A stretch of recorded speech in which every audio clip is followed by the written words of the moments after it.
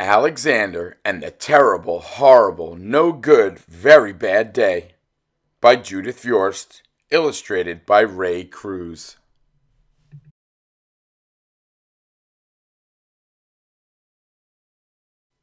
I went to sleep with gum in my mouth, and now there's gum in my hair. And when I got out of bed this morning, I tripped on the skateboard, and by mistake, I dropped my sweater in the sink while the water was running, and I could tell it was going to be a terrible, horrible, no good, very bad day. At breakfast, Anthony found a Corvette Stingray car kit in his breakfast cereal box, and Nick found a junior undercover agent code ring in his breakfast cereal box, but in my breakfast cereal box, all I found was breakfast cereal. I think I'll move to Australia. In the carpool, Mrs. Gibson let Becky have a seat by the window. Audrey and Elliot got seats by the window too. I said I was being scrunched. I said I was being smushed. I said, if I don't get a seat by the window, I am going to be carsick. No one even answered. I could tell it was going to be a terrible, horrible, no good, very bad day. At school, Mrs. Dickens liked Paul's picture of the sailboat better than my picture of the invisible castle. At singing time, she said I sang too loud. At counting time, she said I left out 16. Who needs 16? I could tell it was going to be a terrible, horrible, no good, very bad day.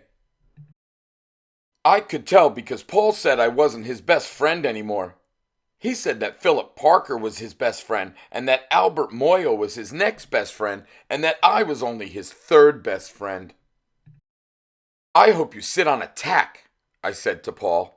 I hope the next time you get a double-decker strawberry ice cream cone, the ice cream part falls off the cone part and lands in Australia. There were 2 cupcakes in Philip Parker's lunch bag, and Albert got a Hershey bar with almonds, and Paul's mother gave him a piece of jelly roll that had little coconut sprinkles on the top. Guess whose mother forgot to put in dessert? It was a terrible, horrible, no good, very bad day.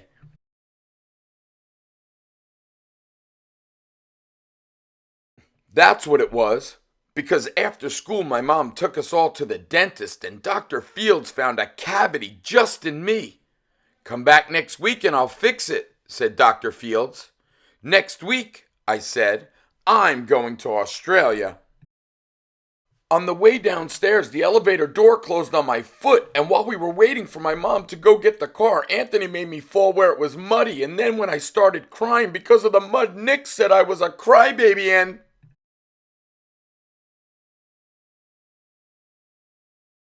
While I was punching Nick for saying crybaby, my mom came back with the car and scolded me for being muddy and fighting.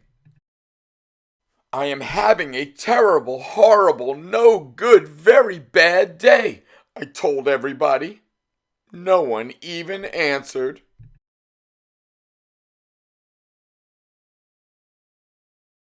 So then we went to the shoe store to buy some sneakers. Anthony chose white ones with blue stripes. Nick chose red ones with white stripes.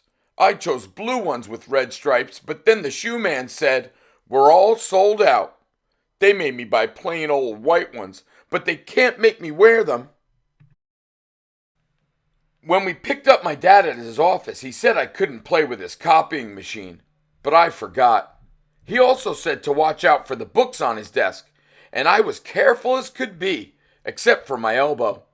He also said don't fool around with his phone, but I think I called Australia. My dad said please don't pick him up anymore. It was a terrible, horrible, no good, very bad day.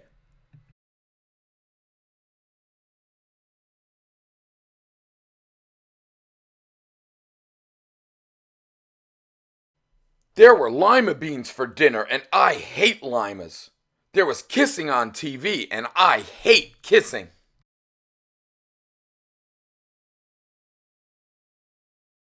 My bath was too hot. I got soap in my eyes. My marble went down the drain, and I had to wear my railroad train pajamas. I hate my railroad train pajamas. When I went to bed, Nick took back the pillow he said I could keep, and the Mickey Mouse nightlight burned out, and I bit my tongue. The cat wants to sleep with Anthony, not with me.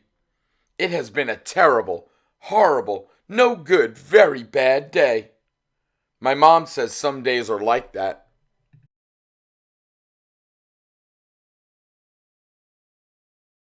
Even in Australia.